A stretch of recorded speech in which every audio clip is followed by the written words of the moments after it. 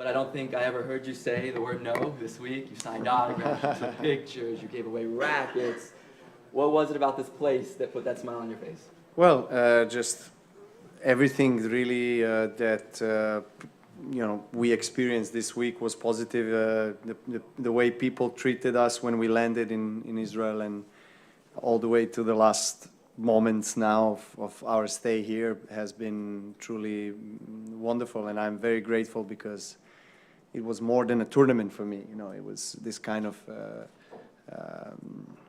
great connections that we established with people, all of us in the team, that we will cherish and that will give us positive emotions for what's coming up.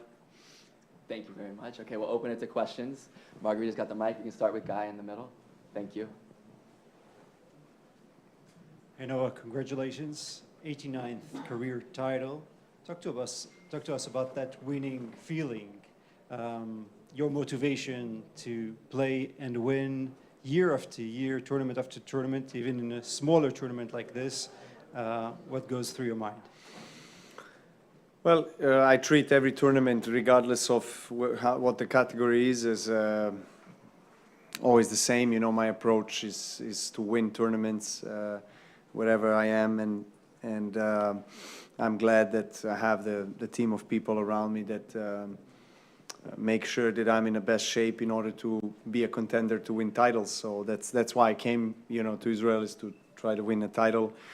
First time playing here after the Dead Davis Cup time more than 15 years ago. So it was amazing, really amazing experience. I played some very good tennis. I think I haven't dropped a set the entire week, so haven't played a tournament in 3 months. So it was really extra motivation for me to really do well. Particularly because people have been so friendly and so supportive of me throughout the week. So I'm taking some great confidence into next week as well. Right here in the corner, first row. Hi Novak, first of all, I have a podcast about tennis, but I'm also the head of your fan base in Israel. So I want to say in behalf of the fan base, over 300 people, that thank you very much for your time here. You gave us all great experience, and I'm sure that you gained a lot of new Israeli fans here. It will be much easier for us in the forums with all the debates between all the...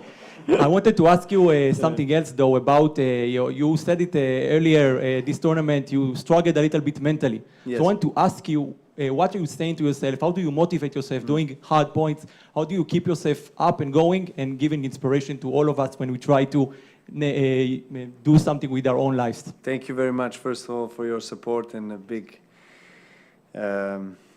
thanks to all the fan base. Really appreciate your guys' love and support this week, but also over the years. Well, we are all different in a way, so I can speak on my behalf. I think what I managed over the years to find a formula that works for me. I feel like I've been constantly looking to improve myself, not just physically, but also mentally and emotionally, because every year is a different year. You have different circumstances in your private life, or your environment, or the changes you biologically experience are all affecting your brain and your mentality and your ability to play the sport on the highest level. So I'm constantly innovating myself, so to say. The formula of routine for the success, the routine that I'm doing on a daily basis, and the formula for success is constantly changing. There are things that I like doing that make me feel serene and well balanced, which is of course preparation, because preparation for the match, not just again tennis wise, but analytics and analysis of your opponent, but also yourself mentally, whether you are focused and dedicated enough. I think that's already half of the job done on the court. So I'm a big believer in the prevention and also in preparation. I think it's super important, everything that you do on a daily basis, every single moment that you spend on and off the court reflects on your game and reflects on the ability to cope with the pressure, and be able to exert the best I would say, performance from yourself. So there is not one secret potion or key to success. I think there is not one secret. It's a combination of elements together. So I feel like it's very important for any professional athlete to really be open-minded and learn about himself or herself, and surround yourself with the good people, and constantly look for the ways to improve, because then, you know, things will come. Thank you. In the second row on the left. Here. Hi Novak, congrats on the win. Roy Jankovic, Israel Sport. What made this week so special for you? What made the tournament here in Israel so special for you? It's people, mostly people. Just they created this amazing energy and momentum that I used for the wins on the court. So I thank them from the bottom of my heart. Go ahead. Hi Novak, congrats again. Thank you. A question for your fans and yourself. What is your favorite encouragement? Cheering when people are shouting, you know, "Hi de Novak" or "Nole," and at the exact time before serve. Yeah. Oh. Well, it's a good question, but I mean, I don't like exactly before the serve. I mean, I prefer a little bit of silence there when you're about to serve. But look, I had encouragement words from the fans in at least 3 different languages during this week. So, you know, and I must say that one thing I'm not happy about this week is that I have not improved my Hebrew. So I have to, I only know what I've known before coming here. So I have to focus on that for the next visit. And we're going to take 2 more, Nimrod and then Ido. Thank you, Nimrod. Congratulations, Novak. There was a Novak Mania in Israel this week, I think. I probably think you felt it. People were following you to the beach, taking videos of you, photos of you. One guy sent me a video where he asked you to sing a song for him, and you sang Welcome to the Jungle. And did that how it felt, and how do you keep so calm in light of this craziness? Well, I mean, you have to find what works for you. Again, to the previous question and what I answered, it's you know, it's a long day, so I mean, I like sometimes to just relax myself, enjoy, have fun, you know, and speak about, you know, things in life, jokes that just bring a lot of laughter to my team and I, and sometimes I just like to spend time in isolation, basically by myself, because I need that time alone.